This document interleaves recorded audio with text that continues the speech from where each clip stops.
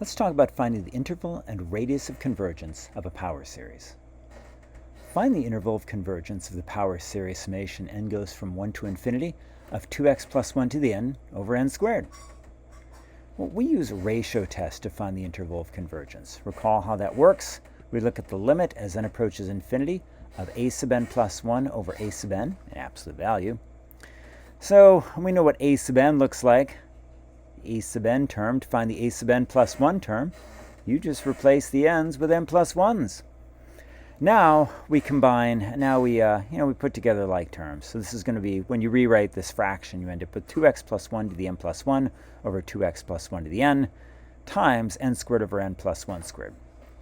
Lots of cancellation going on here. This just simplifies to 2x plus 1, and this is going to stay n squared over n plus 1 squared.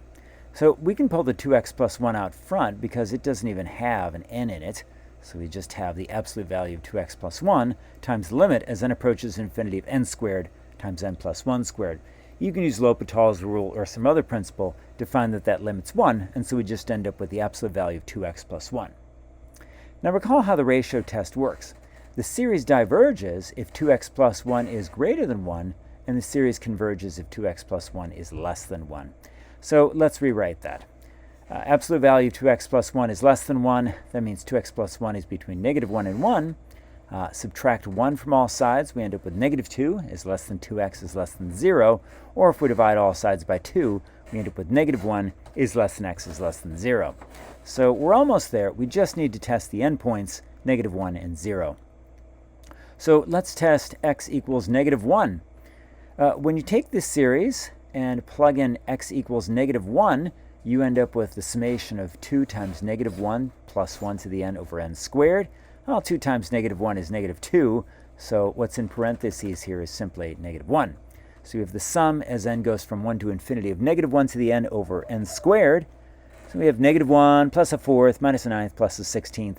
This converges by the alternating series test. So the series converges for x equals negative 1. Good to know. Now let's try x equals 0.